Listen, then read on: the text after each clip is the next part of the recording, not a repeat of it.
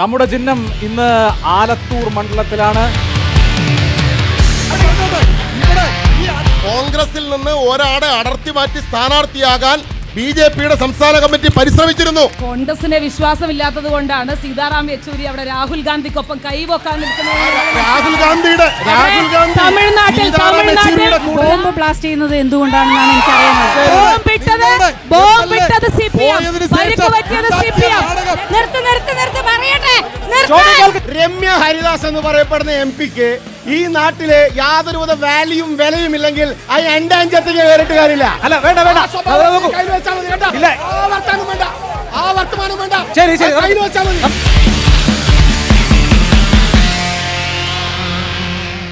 ഞാനിപ്പോൾ നിൽക്കുന്നത് ചിറ്റൂരിലാണ്.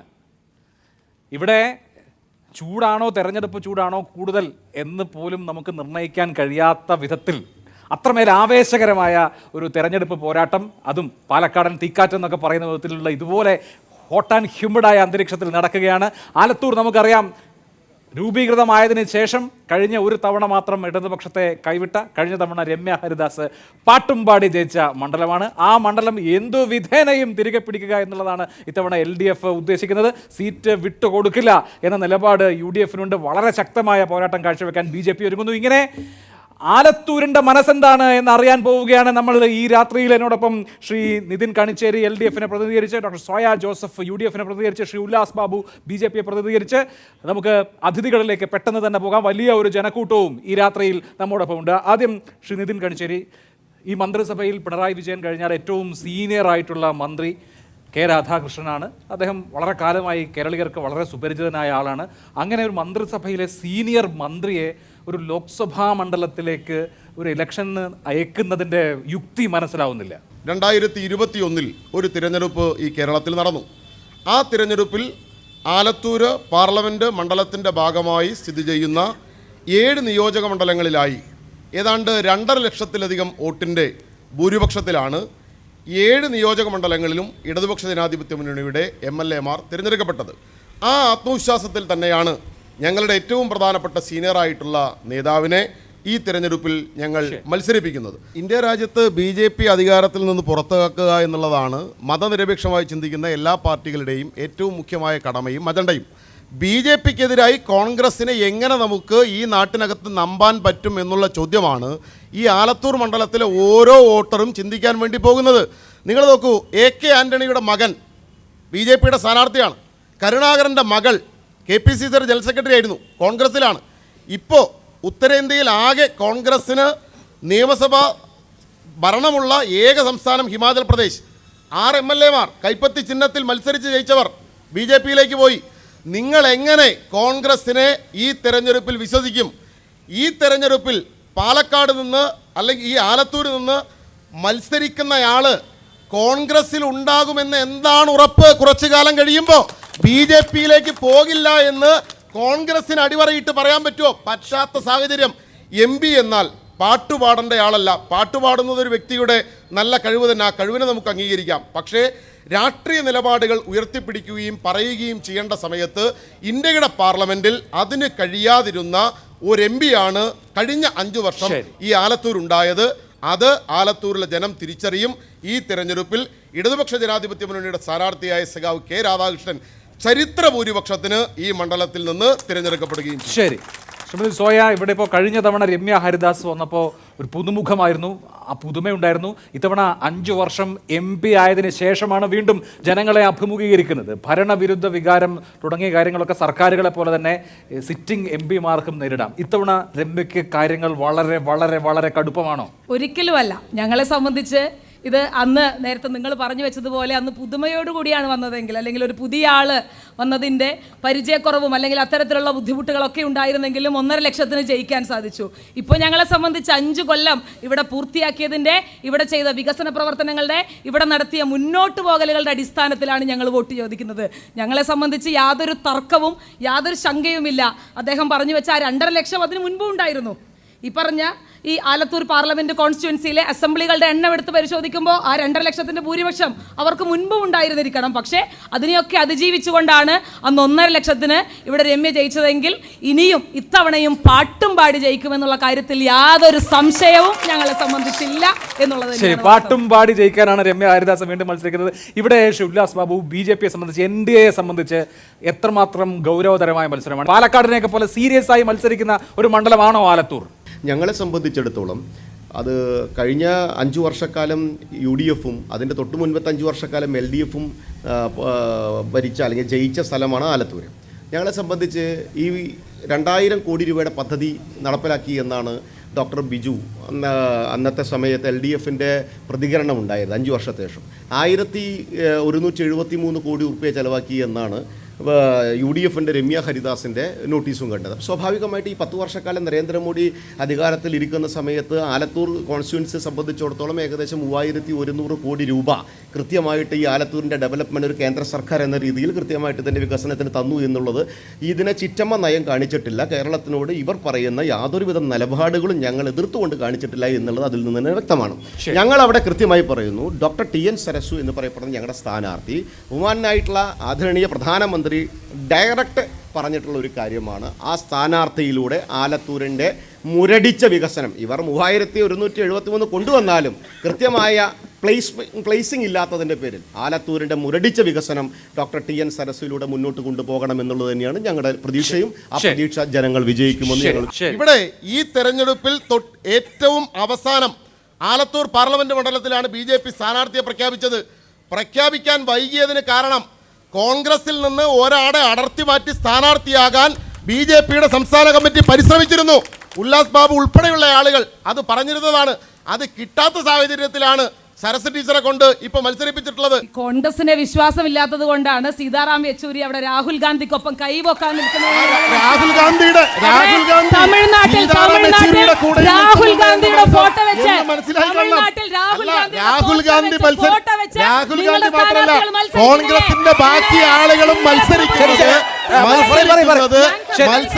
സീതാറാമിന്റെ ഫോട്ടോ വെച്ചാണ്. ശരി, ഓക്കെ, പറയട്ടെ. ത്രിപുരയിൽ നിങ്ങളുടെ മുൻ മുഖ്യമന്ത്രി ആയിരുന്നയാൾ മാണിക് സർക്കാർ ഇന്നലെ പറഞ്ഞത് കോൺഗ്രസിന്റെ MP-ക്ക് വോട്ട് ചെയ്യണമെന്നാണ് അദ്ദേഹം പറഞ്ഞത്. അതുപോലെ കോൺഗ്രസ് നാളുകൾ പോകുന്നതിനെ പറ്റി വലിയ വേവലാതിയാണ്. ത്രിപുരയിലെ പാർട്ടി ഓഫീസുകൾ അടക്കം മൊത്തമായിട്ടാണ് BJP-ക്കാർ വിഴുങ്ങിയത്. അതിനെപ്പറ്റി കോൺഗ്രസ് BJP ആക്രമിച്ചു പോയിട്ടുണ്ടാവാം, പണം വാങ്ങി പോയിട്ടില്ല, കാശ് വാങ്ങി പോയിട്ടില്ല, കോടികൾ കണ്ടാൽ പോയിട്ടില്ല, കോടികൾ കണ്ടാൽ പോകുന്നവരല്ല. അൽഫോൺസ് കണ്ണന്താനം ആരായിരുന്നു? ഈ കേരളത്തിൽ ഇന്ന് ഈ തെരഞ്ഞെടുപ്പിൽ BJP-യുടെ 4 സ്ഥാനാർത്ഥികൾ പഴയ കോൺഗ്രസ്സുകാരാ. 4 ആളുകൾ കോൺഗ്രസ്സുകാരാ. വളരെ വ്യക്തമായിട്ട് നമുക്ക് കണക്കുകൾ പറയാനാണെങ്കിൽ CPM-ൽ നിന്ന് പോയിട്ടുള്ളതും കോൺഗ്രസിൽ നിന്ന് പോയിട്ടുള്ള കണക്കുകൾ പറയാം. ആ കണക്കുകൾ പറയുമ്പോൾ നിങ്ങൾ ഒട്ടും പിന്നിലല്ല എന്നുള്ളത് വളരെ കൃത്യമായി ബോധ്യപ്പെടും. ഇത് കോൺഗ്രസും CPM-ഉം തമ്മിലുള്ള പോരാണെങ്കിൽ BJP-യെ സംബന്ധിച്ച് ഇവിടെ ഉയർന്നിട്ടുള്ള ഒരു പ്രധാനപ്പെട്ട ആക്ഷേപം നിതിൻ തന്നെ പറഞ്ഞു, നിങ്ങളുടെ 4 സ്ഥാനാർത്ഥിമാർ കോൺഗ്രസിൽ നിന്നോ അല്ലെങ്കിൽ കോൺഗ്രസ് അനുകൂല പ്രസ്ഥാനങ്ങളിൽ നിന്നോ വന്നവരാണ് എന്ന്. ഇപ്പോൾ ഈ പറഞ്ഞ ഈ മണ്ഡലത്തിൽ മത്സരിക്കുന്ന സരസ്വ ടീച്ചറും BJP-യുടെ പ്രവർത്തകയൊന്നും ആയിരുന്നില്ല. അങ്ങനെ കേരളത്തിൽ പോലും ആയാറാം ഗയാറാം പൊളിറ്റിക്സ് ആണോ നിങ്ങൾ പ്രാക്ടീസ് ചെയ്യുന്നത്? നേരത്തെ കണ്ട ഈ ചക്കുളത്തി പോരുണ്ടല്ലോ, അത് ഈ അതിർത്തി വരെയുള്ളൂ. അതിനുശേഷം ഇവർ രണ്ടുപേരും ഒന്നാണ്. ആ സ്വാഭാവികമായിട്ട് ഈ ചക്കുളത്തി പോരുകൾ ഇവിടെ ഇങ്ങനെ ആളുകളെ തെറ്റിദ്ധരിപ്പിക്കുന്ന രീതിയിലേക്ക് ഇങ്ങനെ പോകും. ഞാൻ വളരെ സന്തോഷത്തിലാണ് സോയ. കാരണം എന്താ അറിയോ, പത്മജ വേണുഗോപാലിന്റെ നേതൃത്വത്തിൽ ഒരു 100 കോൺഗ്രസ്സുകാരുടെ കഴുത്തിൽ ഷോൾ ഇട്ടിട്ടാണ് ഞങ്ങൾ ഇവിടെ വന്നത്. നിങ്ങൾ ഒരു കാര്യം മനസ്സിലാക്കണം, നിങ്ങളുടെ പാർട്ടി ഓഫീസിന്റെ താക്കോൽ ഞങ്ങളുടെ പാർട്ടി നേതാക്കന്മാരുടെ മുണ്ടിന്റെ കോന്തലയിൽ തന്നിട്ട് ആകരുത് നിങ്ങളുടെ രാഷ്ട്രീയ പ്രവർത്തനം എന്ന് നിങ്ങൾ മനസ്സിലാക്കിക്കൊള്ളുക.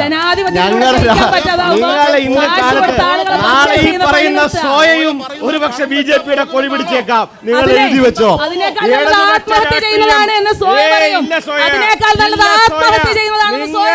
ഇല്ല സോയ, നിങ്ങളുടെ രാഷ്ട്രീയം BJP-യുടെ ആഫീസിലേക്ക് നോക്കിയിരിക്കുന്ന രാഷ്ട്രീയമായി മാറിയിരിക്കുന്നു എന്ന് നിങ്ങളുടെ സംസ്ഥാന അധ്യക്ഷൻ വരെ ഞങ്ങളുടെ ആഫീസിലേക്ക് നോക്കിയിരിക്കുന്ന അവസ്ഥയുണ്ടായി എന്ന് സോയ മനസ്സിലാക്കിക്കൊള്ളുക.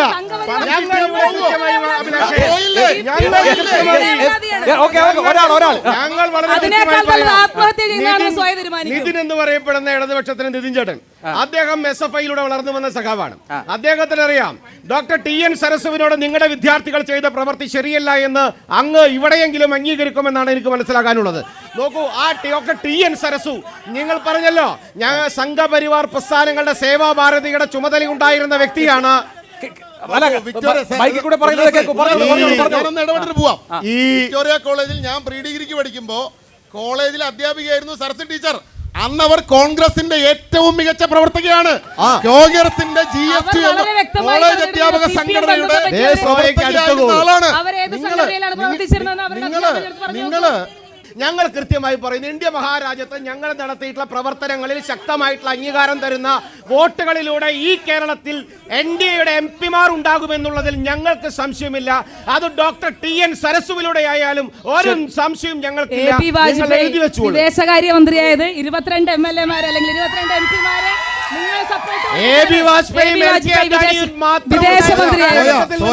നിങ്ങളുടെ മൻമോഹൻ സിംഗ് പ്രധാനമന്ത്രിയായത് 64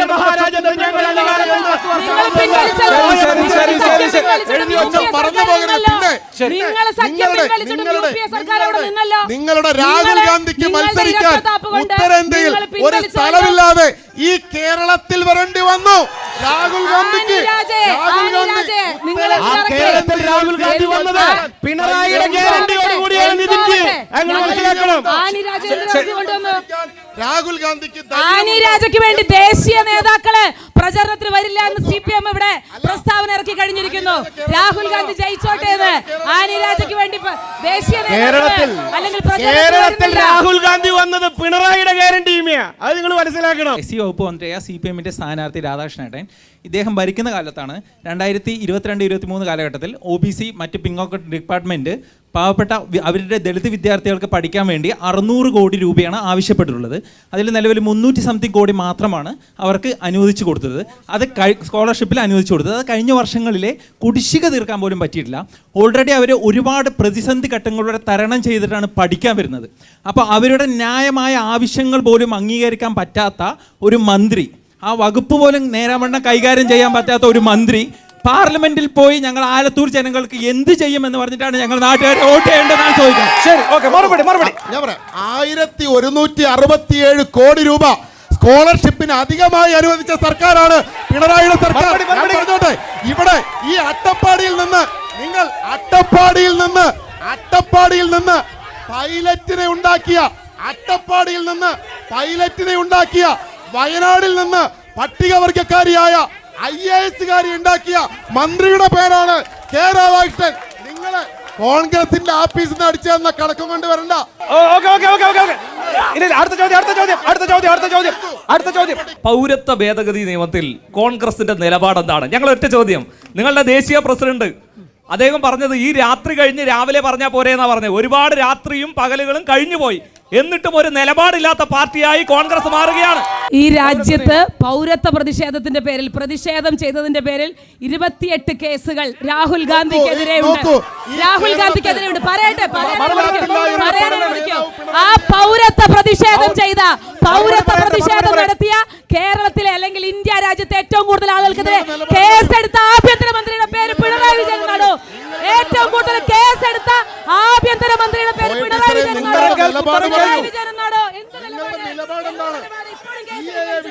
നിങ്ങളുടെ നിലപാടുണ്ട്.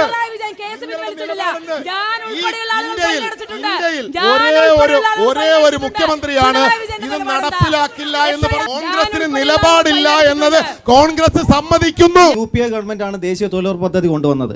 ആ കൊണ്ടുവന്നതിന് ശേഷം ഇന്ന് നമ്മുടെ വഴിയോരത്ത് മാത്രമല്ല നമ്മുടെ നാട്ടിലുള്ള ഒരുവിധപ്പെട്ട എല്ലാ ജന്തുജാലങ്ങളും നശിപ്പിക്കപ്പെട്ടു. അതുകൊണ്ട് തന്നെ കുറുക്കന്മാർ കുറഞ്ഞു, പന്നിയും മയിലും കൂടി. അത് കൃഷിനാശത്തിന് കാരണമായി, കൃഷിക്ക് പണിക്ക് ആളെ കിട്ടാതായി. അപ്പൊ ഇത് രണ്ടും പ്രധാനപ്പെട്ട ഒരു പ്രശ്നമാണ്. ചോദ്യം, ഈ UPA ഗവൺമെന്റ് കൊണ്ടുവന്ന പദ്ധതി പരിസ്ഥിതിക്ക് ദോഷമായി. രണ്ടാമത്തത്, ഇടതുപക്ഷ ഗവൺമെന്റ് കൊണ്ടുവന്ന നെൽവയൽ നീർത്തട സംരക്ഷണ നിയമം മുഴുവൻ എടുത്തു കളഞ്ഞു. നമ്മുടെ പരിസ്ഥിതി മുഴുവൻ നശിപ്പിക്കുന്ന രീതിക്കുള്ള തീരുമാനം LDF എടുത്തു. UPA NDA ഗവൺമെന്റ് ചെയ്തെന്ന് വെച്ചാൽ ഈ കാടുകൾ മുഴുവൻ പ്രൈവറ്റൈസേഷൻ ചെയ്യാൻ വേണ്ടി എഴുതി കൊടുത്തുകൊണ്ടിരിക്കുകയാണ്. അപ്പൊ നമ്മുടെ ഇത് 3 നശിച്ചു പോയതിന് പകരം എന്ത് ചെയ്യാൻ സാധിക്കുന്നുള്ള ഒരു ക്വസ്റ്റ്യൻ. രണ്ടാമത്തത്, നമ്മുടെ മണ്ഡലവുമായി ബന്ധപ്പെട്ട് നോക്കുകയാണെങ്കിൽ മുതലമടയിൽ എൻഡോസൾഫാൻ ബാധിച്ച കീടനാശിനി ദുരിതം ബാധിച്ച ഒട്ടനവധി ആളുകളുണ്ട്. അവരുടെ ഭാഗത്ത് അവരെ ഇവർ തിരിഞ്ഞു നോക്കിയിട്ട് പോലുമില്ല. ആദ്യം ശ്രീ ഉല്ലാസ് ബാബു താങ്കൾ പറഞ്ഞോളൂ, വനം പ്രൈവറ്റൈസ് ചെയ്തു NDA സർക്കാർ എന്നുള്ളതാണ് ഒരു ആരോപണം. ഇന്ത്യ മഹാരാജ്യത്ത് അത് താനാണോ തീരുമാനിക്കേണ്ടത്? എന്നാൽ താങ്കൾ ഇവിടെ വന്ന് പറ. എൻ്റെ അറിവും അറിവുകേടും താങ്കളുടെ വ്യക്തിയെ മുന്നിൽ നിർത്തിക്കൊണ്ട് എന്നോട് അളക്കാൻ വരണ്ട കേട്ടോ. എനിക്കറിവും അറിവുകേടുണ്ടെന്ന് താൻ അളക്കണ്ട കേട്ടാ. അതൊക്കെ കയ്യിൽ വെച്ചാൽ മതി. സ്വന്തം രാഷ്ട്രീയ സംഘടനയ്ക്ക് കപ്പാസിറ്റി ഇല്ലാത്ത ഒരെണ്ണം ഉണ്ടെങ്കിൽ അത് എന്റെ നെഞ്ചത്തൊക്കെ അല്ല. എന്റെ അറിവ് അളക്കാനായിട്ട് കഴിവുണ്ടെങ്കിൽ നീ ഇങ്ങോട്ട് വന്ന് നിൽക്കുക. അല്ല വേണ്ട വേണ്ട, കയ്യിൽ വെച്ചാൽ മതി കേട്ടോ. പറയട്ടെ പറയട്ടെ പറയട്ടെ പറയട്ടെ പറയട്ടെ നീ ഒന്നും ചെയ്യില്ല. അതൊക്കെ നീ പറയട്ടെ പറയട്ടെ പറയട്ടെ. ഇല്ല ആ വർത്തമാനം വേണ്ട, ആ വർത്തമാനം വേണ്ട. ഇല്ല ഇല്ല ഇല്ല ഇല്ല ഒന്നുമില്ല. ആ വർത്തമാനം താങ്കളും പറയണ്ട. ശരി ശരി, കയ്യിൽ വെച്ചാൽ മതി. നമുക്ക് വിഷയത്തിലേക്ക് വരാം. ഓക്കെ ഓക്കെ ഓക്കെ ഓക്കെ, വിഷയത്തിലേക്ക് വരാം. ശരി ശരി ശരി ശരി ശരി ശരി ശരി, വിഷയത്തിലേക്ക് വരും. ശരി ശരി ശരി, പറഞ്ഞോളൂ. വനം പ്രൈവറ്റൈസേഷൻ ആണ് വിഷയം. അത് കംപ്ലീറ്റ് ചെയ്ത് രമ്യ ഹരിദാസ് എന്ന് പറയപ്പെടുന്ന MP-ക്ക് ഈ നാട്ടിലെ യാതൊരുവിധ വാല്യൂം വിലയും ഇല്ലെങ്കിൽ അത് എന്റെ അഞ്ചത്തേക്ക് കയറിയിട്ട് കാര്യമില്ല. കഴിവും കപ്പാസിറ്റിയും ഇല്ലാത്ത ഒരെണ്ണം ഇവിടെ 5 വർഷക്കാലം ഇരുന്നിട്ട് ഇന്നും ഈ നാട് നശിച്ചിട്ടുണ്ടെങ്കിൽ, ഈ നാട് വികസിച്ചിട്ടില്ലെങ്കിൽ എന്റെ MP-യുടെ കഴിവുകളാണ്, അറിവുകളാണ്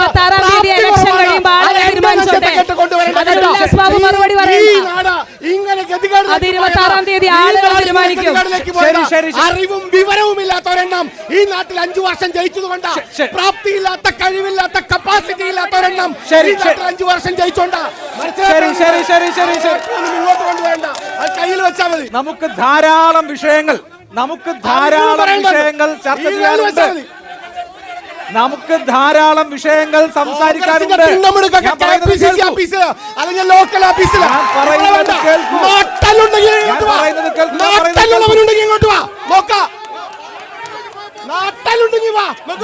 ഞാൻ പറയുന്നത് കേൾക്കൂ. ഉല്ലാസ് ബാബു ശാന്തനാവൂ. അത് കഴിഞ്ഞല്ലോ. അല്ല, ഇനി വിഷയങ്ങളിലേക്ക് വരാം. നിങ്ങളും സഹകരിക്കൂ.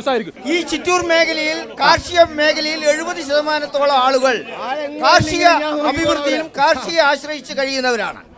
അതിൽ കഴിഞ്ഞ കേന്ദ്ര പ്രതിനിധിയോടാണ് 6000 രൂപ കിസാൻ സമ്മാന പദ്ധതി തന്നു.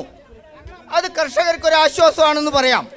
അതിൽ ഈ 6000 രൂപ തരുന്നതിന് പകരം, വാർഷികത്തിൽ 6000 രൂപ തരുന്നതിന് പകരം രാസവളത്തിന് ഒരു ചാക്ക് വളത്തിന് 900 രൂപ വർധനവുണ്ടാക്കി ഒരു 5 ഏക്കർ കൃഷി ചെയ്യുന്ന ആളിൽ നിന്ന് 30,000-40,000 രൂപയോളം കേന്ദ്ര സർക്കാർ കർഷകനിൽ നിന്ന് പോക്കറ്റടിച്ചു.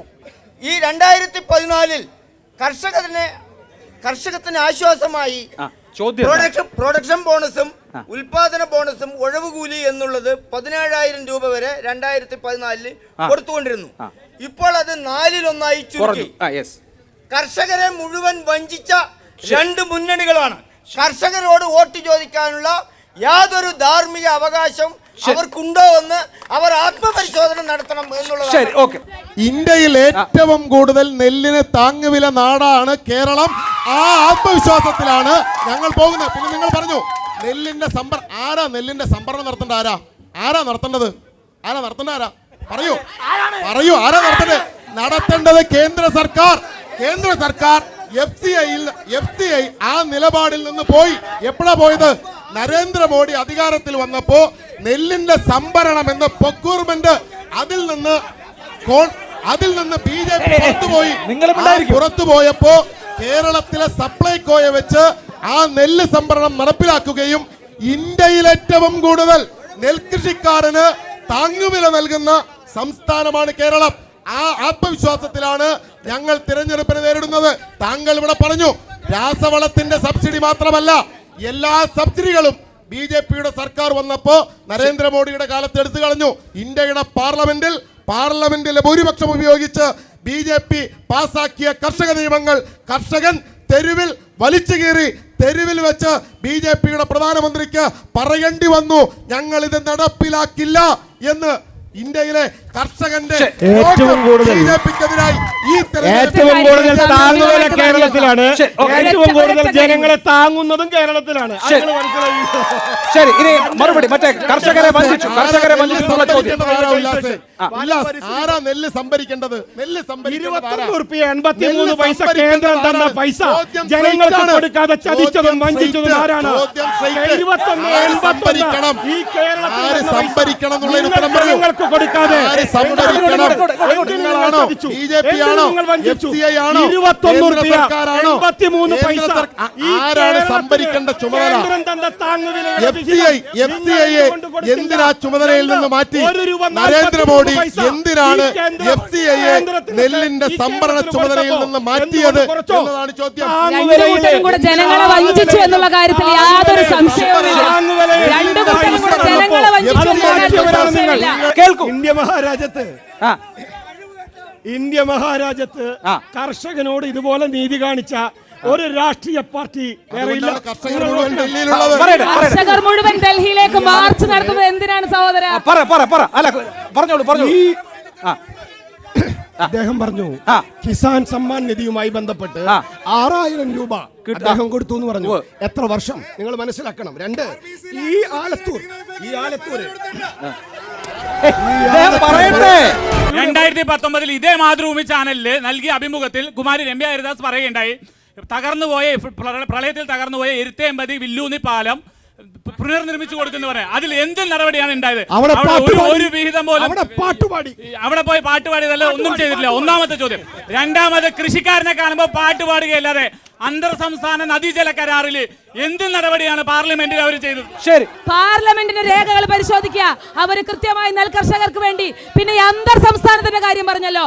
ഈ പറമ്പിക്കുളം ആളിയാർ പദ്ധതി പുതുക്കാതെ ഈ ചിറ്റൂർ മേഖലയിൽ ആളുകൾ നെല്ലിന് തീയിട്ടത് നിങ്ങളുടെ സംസ്ഥാന സർക്കാരിന്റെ പ്രശ്നം കൊണ്ടാണ്.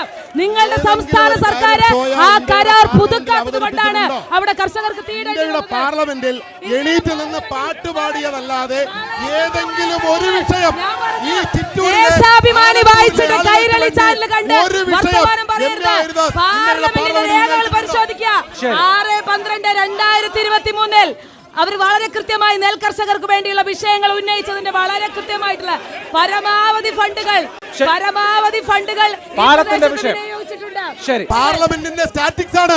പാർലമെന്റിന്റെ സ്റ്റാറ്റിക്സ് ഒരു ചോദ്യം ഈ ചിറ്റൂരിലെ ജനത്തിന് വേണ്ടി ഒരു ചോദ്യം രമ്യ ഹരിദാസ് ചോദിച്ചത് ചോദിച്ചിട്ടില്ല.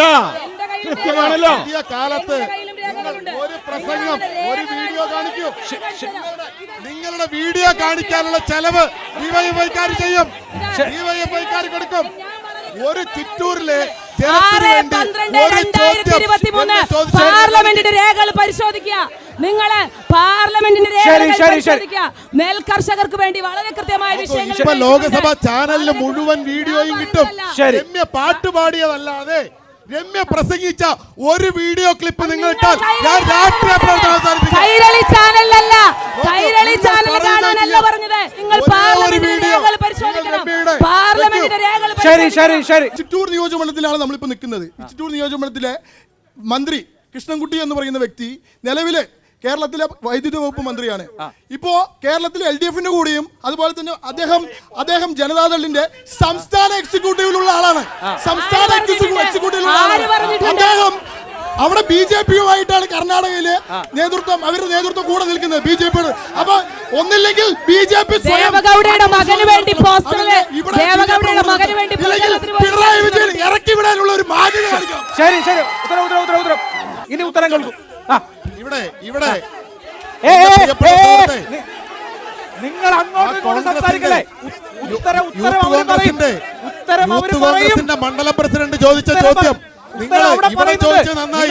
നിങ്ങൾ വേറെ എവിടെയെങ്കിലും പ്രചരിപ്പിച്ചാൽ കെ കൃഷ്ണൻകുട്ടി നിങ്ങൾക്കെതിരായിട്ട് കേസ് കൊടുത്തും അകത്തു പോകേണ്ടി വരും എന്നുള്ളത് മനസ്സിലാക്കുക. നോക്കൂ, ഈ രാഷ്ട്രീയം പത്രം വായിക്കണം, അല്ലെങ്കിൽ രാഷ്ട്രീയ പ്രവർത്തനം സംബന്ധിച്ച് പ്രാഥമിക ധാരണ വേണം. കെ കൃഷ്ണൻകുട്ടിയും പാർട്ടിയായ ജനതാദൾ സെക്യുലറും ആ നിലപാട് ഇതിനോടകം പറഞ്ഞിട്ടുണ്ട്. അദ്ദേഹം LDF-ന്റെ ഭാഗമാണ്. ഒരിടത്തും അദ്ദേഹം BJP-യുടെ ഭാഗമായിട്ടില്ല. പോസ്റ്റർ ഞാൻ കാണിച്ചിട്ട് ദേവഗൗഡയുടെ മരുമകന് വേണ്ടി പ്രചരണത്തിന് പോയതിന്റെ ഫോട്ടോ കാണിച്ചിട്ടെ. ദേവഗൗഡയുടെ മകന് വേണ്ടി, ദേവഗൗഡയുടെ മകൻ മരുമകന് വേണ്ടി, ദേവഗൗഡയുടെ മകൻ മരുമകന് വേണ്ടി പോസ്റ്റർ ഒട്ടിക്കാൻ നടക്കുന്ന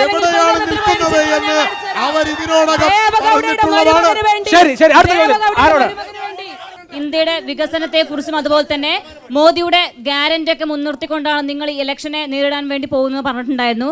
അതിൽ ആദ്യമായിട്ട് ചോദിക്കാനുള്ള ഒരു കാര്യം എന്ന് പറയുന്നത്, നമുക്കറിയാം 2013 പോവർട്ടി ഇൻഡെക്സിൽ ഇന്ത്യയുടെ സ്ഥാനം എന്ന് പറഞ്ഞ 63 ആയിരുന്നുവെങ്കിൽ അത് ഇന്ന് 111ാമത്തെ സ്ഥാനത്താണ് നിൽക്കുന്നത്. അതുപോലെ തന്നെ ഹാപ്പി ഇൻഡെക്സിൽ ഇന്ത്യയുടെ സ്ഥാനം എന്ന് പറയുന്നത് 126ാം സ്ഥാനത്താണ് നിൽക്കുന്നത്. ഇതാണ് മോദിയുടെ ഗ്യാരണ്ടി. അതിന്റെ അടുത്ത ക്വസ്റ്റ്യൻ എന്ന് പറയുന്നത്, സാക്ഷി മാലിക്കിനെ നിങ്ങൾക്ക് അറിയുമെന്ന് വിചാരിക്കുന്നു.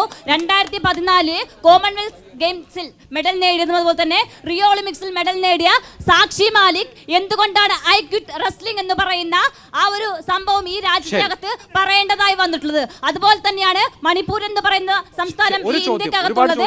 അതുപോലെ തന്നെ ആ മണിപ്പൂർ വിഷയത്തിൽ മോദി എന്ത് നിലപാടാണ് എടുത്തിട്ടുള്ളത്? മണിപ്പൂരിനകത്ത് 1993 മുതൽ ഈ നടക്കുന്ന ഓരോ വംശീയ കലാപങ്ങളും കൃത്യമായിട്ട് മോണിറ്റർ ചെയ്ത് പോന്നിട്ടും അവിടെ വംശീയ കലാപങ്ങൾ കൃത്യമായി നടക്കുന്നുണ്ട്. ബിഷപ്പായിട്ടുള്ള മണിപ്പൂരിൻ്റെ ചാർജുള്ള ക്രിസ്ത്യൻ ബിഷപ്പായിട്ടുള്ള ഒസ്വാളിൻ്റെ ആ വാക്കുകളാണോ നിങ്ങൾ അംഗീകരിക്കുന്നത്? കർദിനാൾമാർ പറയുന്നതാണോ നിങ്ങൾ അംഗീകരിക്കുന്നത്? അത് ദേശാഭിമാനി പറയുന്നതാണോ അംഗീകരിക്കുന്നത്? ആദ്യം തീരുമാനിക്കാം. 2, നരേന്ദ്രമോദി അല്ല പോകേണ്ടത്. ഇന്ത്യയുടെ ആഭ്യന്തര വകുപ്പ് ഭരിക്കുന്ന കൃത്യമായിട്ടുള്ള ആഭ്യന്തര മന്ത്രി 15 ദിവസം അവിടെ ക്യാമ്പ് ചെയ്ത് കൃത്യമായി അത് മോണിറ്റർ ചെയ്ത് ഈ ഇന്ത്യ മഹാരാജ്യത്ത് നടക്കുന്ന വംശീയ ഹത്യക്കെതിരെ, കലാപത്തിനെതിരെ ശക്തമായി രംഗത്ത് വരുന്നുണ്ട്. പാലാ ബിഷപ്പിനെ ആക്രമിച്ചത് നിങ്ങൾ അറിഞ്ഞില്ല. പൂഞ്ഞാറിൽ ആക്രമണം നടത്തി നിങ്ങൾ അറിഞ്ഞില്ല. ജോസഫ് മാഷിനെ കൈവെട്ടിയത് നിങ്ങൾ അറിഞ്ഞില്ല. പാലയിൽ കരോളിനെ തടഞ്ഞത് നിങ്ങൾ അറിഞ്ഞില്ല. നിങ്ങൾ മണിപ്പൂരിലേക്ക് നോക്കി നിൽക്കുമ്പോൾ ഈ കേരളത്തിലെ ക്രിസ്ത്യാനികൾക്ക് നേരെ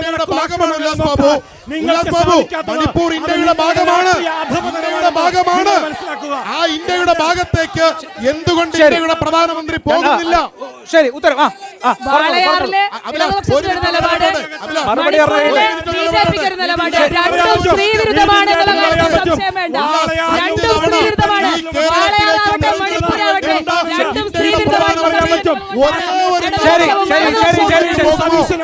കട്ടപ്പനയിലെ പൊതുയോഗത്തിൽ സഖാവ് പിണറായി വിജയൻ പ്രധാനമന്ത്രി സ്ഥാനാർത്ഥിയാകാൻ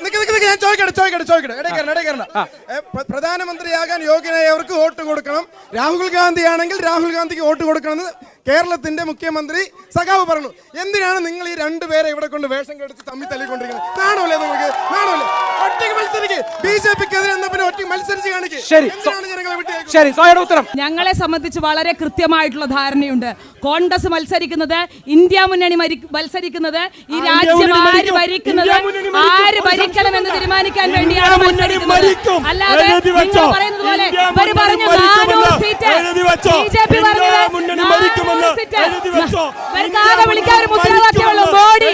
അല്ലാതെ ഈ രാജ്യത്തെ പറ്റി നമുക്കൊന്നും പറയാനില്ല. ഇവിടെ വിലക്കയറ്റത്തെ പറ്റി പറയണോ? അതിനെപ്പറ്റി നിങ്ങൾ മിണ്ടില്ല. വിലക്കയറ്റത്തെ പറ്റി ഇവര് സംസാരിക്കില്ല. തൊഴിലില്ലായ്മയെ പറ്റി ഇവർ സംസാരിക്കില്ല. ഈ രാജ്യത്തിന് തൊഴിലില്ലായ്മ ഇരട്ടിയായിരിക്കുന്നു. എന്തേ മിണ്ടാത്തത്? നരേന്ദ്രമോദി വള്ളിനിക്കറട്ട് നടക്കുമ്പോഴേ ഈ രാജ്യത്തിന്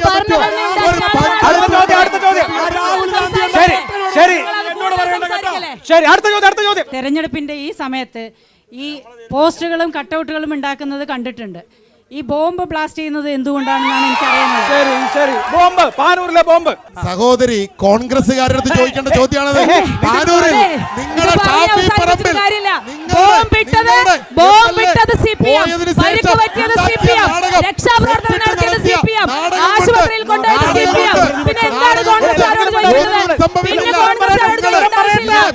ജയരാജൻ എന്ന മനുഷ്യൻ ഇപ്പോഴും ജീവിക്കുന്നത് കെ സുധാകരൻ വെടിവെച്ച വെടിയുണ്ടയും തലയിലേറ്റിക്കൊണ്ടാണ്.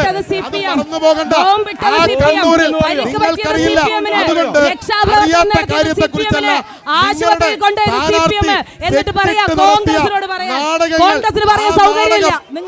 ടീച്ചറെ തോൽപ്പിക്കാൻ പര്യാപ്തമായ കാര്യമല്ല. ഞാൻ പറഞ്ഞല്ലോ, ഈ കേരളത്തിൽ കോൺഗ്രസിന്റെ KPCC-യുടെ പ്രസിഡന്റിന്റെ ആഭിചാര പ്രക്രിയയിലാണ് എന്നതുകൂടി നിങ്ങൾ മനസ്സിലാക്കുക. ഒന്ന് കരിവന്നൂർ ബാങ്കിനെ കുറിച്ചാണ് ചോദ്യം. 400 കോടി രൂപയോളം തട്ടിപ്പ് നടത്തി 14 മരണങ്ങളാണ് അവിടെ നടന്നത്. അതിന് വ്യക്തമായ മറുപടി പറയണം. അത് അരമണിക്കൂർ നിങ്ങൾ എടുത്തോളൂ. രണ്ടാമത്തെ ചോദ്യം, വാളയാർ പെൺകുട്ടികളുടെ മരണം പാർട്ടി ഓഫീസിൽ നിന്ന് വിളിച്ചിട്ടാണ് പോലീസ് സ്റ്റേഷനിൽ പ്രതികളെ ഇറക്കിക്കൊണ്ടുപോയത്. അത് രണ്ടാമത്തെ കുട്ടി മരണപ്പെടാനും കാരണം ആ ഇറക്കിക്കൊണ്ടുപോയത് കൊണ്ടാണ്. വെറുതെ നിലവിളിച്ചത് കൊണ്ട് കാര്യമായില്ല. കർഷക കോൺഗ്രസിന്റെ നേതാവ് രാഷ്ട്രീയമായി ചോദിച്ച ചോദ്യത്തിന് ഞാൻ മറുപടി പറയാം. കരുവന്നൂരല്ല, വയനാട് ജില്ലയിലെ പുൽപ്പള്ളി എന്ന് പറയുന്ന, ഞാനൊന്ന് പറഞ്ഞോട്ടെ സോയ, വയനാട് ജില്ലയിലെ പുൽപ്പള്ളി ബാങ്കില് KPCCയുടെ ജനറൽ സെക്രട്ടറി ആയിരുന്ന ആള് ബാങ്ക് തട്ടിപ്പിൽ ജയിലിലാണ്. കരുവന്നൂരിനെ പറ്റി പറയോ? പുൽപ്പള്ളി ബാങ്കിലെ KPCCയുടെ ജനറൽ സെക്രട്ടറി പൗലോസ് ജയിലിൽ കിടക്കുകയാണ്. കോൺഗ്രസ് ഓഫീസിലാണ് അവിടെ അടിച്ചു കളിക്കാൻ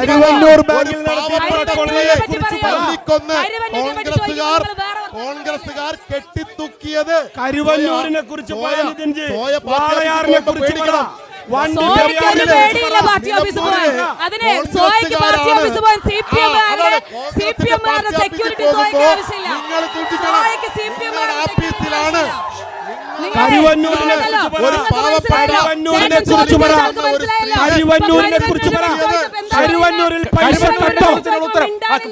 അരമണിക്കൂറല്ല, ഒരു ദിവസം കൊടുത്താലും CPM-കാർക്ക് ഒന്നും പറയാനുണ്ടാവില്ല. കരുവന്നൂരിൽ തട്ടിപ്പുണ്ടെങ്കിൽ അന്വേഷിച്ചോട്ടെ.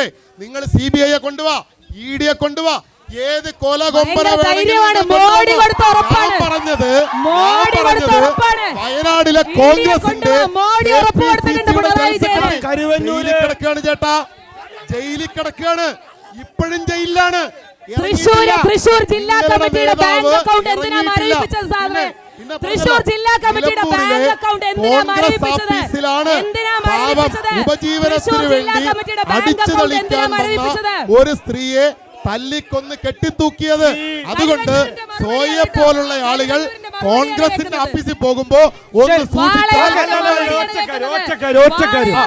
കരുവന്നൂരിൽ കളവ് നടന്നിട്ടുണ്ടെന്ന് സോയ ആരോപിക്കുന്നുണ്ടെങ്കിൽ ആ കള്ളന്മാരും കൂടി എന്തിനാ ഡൽഹിയിൽ പോയി ഒരുമിച്ച് ഒന്ന് ചോദിച്ചോട്ടെ. കരുവന്നൂരിൽ കട്ട കള്ളന്മാരും കൂടി ഡൽഹിയിൽ പോയി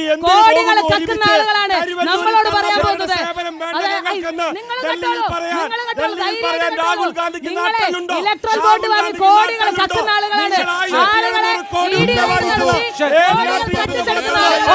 കേരളത്തിൽ തന്നെ ഏറ്റവും കൂടുതൽ പാൽ ഉൽപ്പാദിപ്പിക്കുന്ന ഒരു ബ്ലോക്ക് കൂടെയാണ് ചിറ്റൂര്.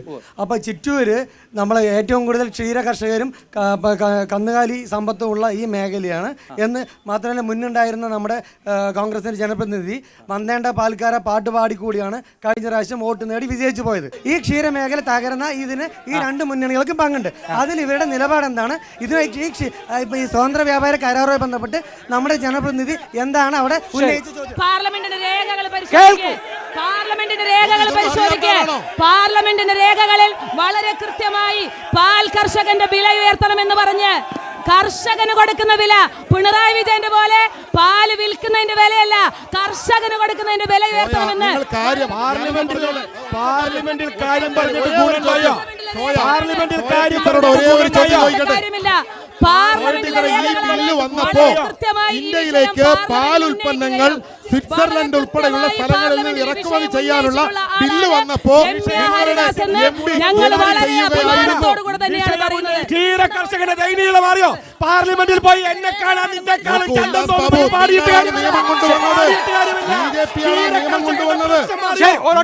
കർഷകന്റെ പ്രശ്നം സിദ്ധാർത്ഥന്റെ കൊലപാതകത്തെ കുറിച്ച് നീരജിന്റെ കൊലപാതകത്തിലെ പ്രതിയെ തോളിൽ കൈയിട്ട് നടക്കുന്ന ആളാണ് നീരജ് എന്ന് പറയുന്ന ഇടുക്കിയിലെ പ്രതിഭാശാലിയായ പ്രസിഡന്റാണ് ഒളിപ്പിച്ചത്. പിടിച്ചു. യൂത്ത് കോൺഗ്രസിന്റെ നേതാവ് നിഖിൽ പൈലി.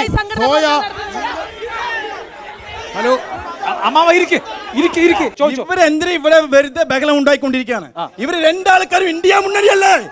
ഇവര് രണ്ടാളും ഇന്ത്യ മുന്നണിയുള്ള ആൾക്കാരല്ലേ? ഇവരെന്തിനാ സമയം കൊണ്ടുപോയിക്കൊണ്ടിരിക്കുകയാണ്? ചോദ്യം ഇവരുടെ പ്രധാനമന്ത്രി കാൻഡിഡേറ്റ് ആരാണ്? UDF-ന് ശരി, ആരാണ് പ്രധാനമന്ത്രി സ്ഥാനാർത്ഥി? ഉത്തരം. ആലത്തൂർ മണ്ഡലത്തിൽ ഒരു പഞ്ചായത്ത് മെമ്പറെ പോലും ജയിപ്പിക്കാൻ പറ്റാത്ത ആളുകളാണ് ഈ BJP. 543 സ്ഥാനാർത്ഥികളെ നിർത്താൻ പറ്റാത്ത നിങ്ങളാണോ? 543 സ്ഥാനാർത്ഥികളെ നിർത്താൻ സാധിക്കാത്ത നിങ്ങളാണോ 400 സീറ്റിൽ ജയിക്കുന്ന BJP-യോട് വർത്തമാനം പറയാൻ വരുന്നത്? രക്ഷപ്പെടുത്താനാണ് CPM-ഉം ഇടതുപക്ഷ ജനാധിപത്യ മുന്നണിയും ഈ തിരഞ്ഞെടുപ്പിൽ മത്സരിക്കുന്നത്. 303 സീറ്റുള്ള പാർലമെന്റിൽ 30 സീറ്റ് കുറഞ്ഞാൽ മതി. 30 സീറ്റ് കുറഞ്ഞാൽ നരേന്ദ്രമോദി ഇന്ത്യയുടെ പ്രധാനമന്ത്രി സ്ഥാനത്ത് പോകേണ്ടി വരും. ഈ തെരഞ്ഞെടുപ്പിന്റെ ഫലപ്രഖ്യാപനം സ്ഥാനാർത്ഥികളുണ്ടോ നിങ്ങൾക്ക്? പഞ്ചായത്ത് മെമ്പറെ പോലും മത്സരിപ്പിച്ച് ജയിക്കാൻ കഴിയാത്ത ഈ കേരളത്തിൽ പറയണ്ട. ജയിച്ചിട്ടുള്ള സീറ്റുകൾ പരമാവധിയാണ്. ഗുജറാത്തിൽ ഇനി സീറ്റ് കൂട്ടാനില്ല, മത്സരിക്കില്ല, കർണാടക കൂട്ടാനില്ല, മധ്യപ്രദേശ് കൂട്ടാനില്ല. അതുകൊണ്ട് ഈ തെരഞ്ഞെടുപ്പ് കഴിയുമ്പോ 30 സീറ്റിൽ BJP പരാജയപ്പെട്ടാൽ നരേന്ദ്രമോദി അധികാരത്തിൽ നിന്ന് പുറത്തു പോകും. ഇതുവരെ പാവങ്ങൾക്ക് പെൻഷൻ കിട്ടിയിട്ടില്ല. പറയട്ടെ.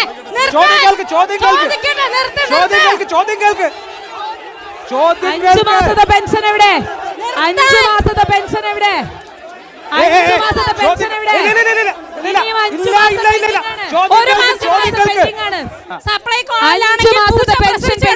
എന്താ പറയാനുള്ളത്? നിതിൻ ചേട്ടനോടാണ് ചോദിക്കാനുള്ളത്. ഉമ്മൻചാണ്ടിയുടെ കാലത്ത് എത്രയാ പെൻഷൻ? 5 മാസമായി പെൻഷൻ. 5 മാസത്തെ പെൻഷൻ മുടങ്ങിയിരിക്കുകയാണല്ലോ. പിണറായിയുടെ കാലത്ത് ആ പെൻഷൻ 1600 രൂപയാക്കി വന്ന് 85 മാസം, 82 മാസവും ഞങ്ങൾ കൊടുത്തു. 3600 രൂപ ഇന്ന് പെൻഷൻ കൊടുത്തു. ഇന്ന് കൊടുത്ത് 83 മാസം 1600 രൂപ വാങ്ങിയിട്ട് സുഖമായി 5 മാസത്തെ പെൻഷൻ ഇപ്പോഴും മുടങ്ങിയിരിക്കുകയാണ്. 5 മാസത്തെ പെൻഷൻ മാസത്തിൽ 83 മാസവും UDF-ന്റെ പ്രതിനിധിയായി വന്നിരിക്കുന്ന ചേച്ചി ഒരുപാട് ക്ഷീണിച്ചു. ഇന്ന് മാതൃഭൂമി ചർച്ച നടത്തിയെന്ന് ശരി, നാളെയാണ് ചർച്ച നടത്തുന്നത്. ഈ പെൻഷനും വാങ്ങി പോക്കറ്റിൽ വെച്ചിട്ടാണ് കോൺഗ്രസ്. 5 മാസത്തെ പെൻഷൻ ബാക്കിയാണ്. 5 മാസത്തെ പെൻഷൻ ബാക്കിയാണ്. 5 മാസത്തെ പെൻഷൻ ബാക്കിയാണ്. 5 മാസത്തെ പെൻഷൻ ബാക്കിയാണ്. ക്ഷേമനിധി പെൻഷൻ കോൺഗ്രസിന് കഴിയുമെന്ന് നിങ്ങൾക്ക് എങ്ങനെയാണ് പറയുക? നാളെ ഞാൻ വേണ്ടി വന്നാൽ BJP-യിലേക്ക് പോകുമെന്ന് പറയുന്ന സംസ്ഥാന പ്രസിഡന്റാണ് കോൺഗ്രസിന്റെ. 5 മാസമായി പെൻഷൻ കിട്ടിയിട്ട് ക്ഷേമനിധിയുടെ പെൻഷൻ മുടങ്ങിയിട്ട് എത്ര കാലമായി? 14 മാസമായി പെൻഷൻ മുടങ്ങിയത്. 14 അല്ലെങ്കിൽ രാജിവെക്കോ? അധികാരത്തിൽ വന്ന് 86 മാസം, 86 മാസത്തിൽ 83 മാസവും നിർമ്മാണ ക്ഷേമനിധി പെൻഷൻ മുടങ്ങിയിട്ട് എത്ര കാലമായി? BJP ആയാലും ശരി, കോൺഗ്രസ് ആയാലും ശരി, കമ്മ്യൂണിസ്റ്റ് ആയാലും ശരി, നമ്മളെല്ലാവരും ഒന്നാണ്. ഈ വികസനം പറഞ്ഞ ചിത്തൂരിൽ എന്താണ്? ഒരു മുനിസിപ്പാലിറ്റി ആയിട്ട് ഇവിടെ ബസ് സ്റ്റാൻഡ് ഉണ്ടോ? ബസ് സ്റ്റാൻഡിൽ പോയാ യൂറിൻ പാസ് ചെയ്യാൻ ഒരു ബാത്റൂം ഉണ്ടോ? എന്താണ് വികസനം? മുനിസിപ്പാലിറ്റി ആയിട്ട് വടക്കഞ്ചേരി, നെന്മാറ ഒക്കെ ബസ് സ്റ്റാൻഡ് ഉണ്ട്. ഇവിടെ അതേമാതിരി ദേശീയ കൊങ്ങമ്പട ഇവിടെ കയ്യിൽ മന്ത്രി ഉണ്ടായിട്ട് 9:45 വിശേഷമൊക്കെ അടക്കിയ, അമ്പലം അടക്കിയ. ഇതാണ് വിശേഷം. ശരി, കേരളത്തിൽ ഏറ്റവും കൂടുതൽ പഴക്കമുള്ള മുനിസിപ്പാലിറ്റിയിൽ ഒന്നാണ് ചിറ്റൂർ. ആ ചിറ്റൂർ മുനിസിപ്പാലിറ്റി ഇതാ ഈ കഴിഞ്ഞ 3 വർഷം മുമ്പ് വരെ ഭരിച്ചത് ഇതാ ഈ നിൽക്കുന്ന സോയയുടെ പാർട്ടിയാണ്.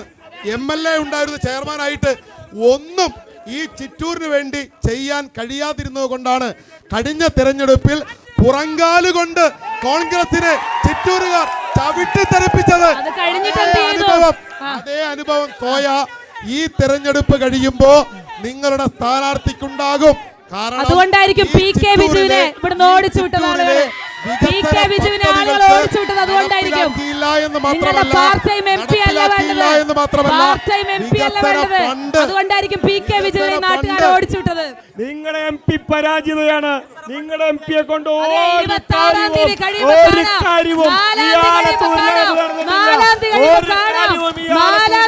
കാണാം.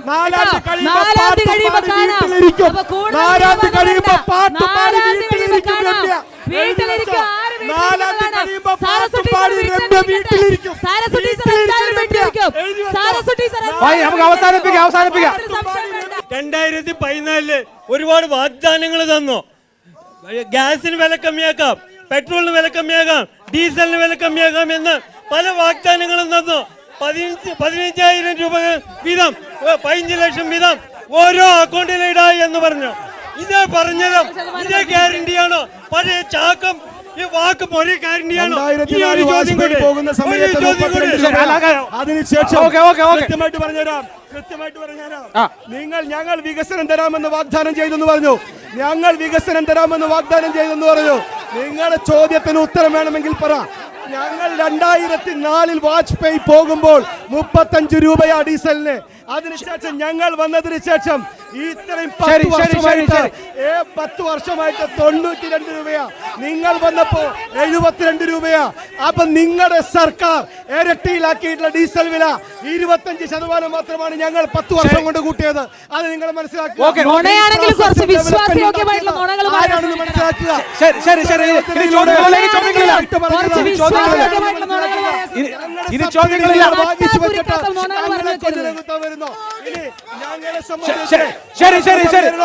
ശരി, നമുക്ക് അവസാനിപ്പിക്കാം. വളരെ ആവേശകരമാണ് ആലത്തൂരിന്റെ മണ്ണ് എന്ന് ഇതിൽ നിന്ന് വ്യക്തമാണ്.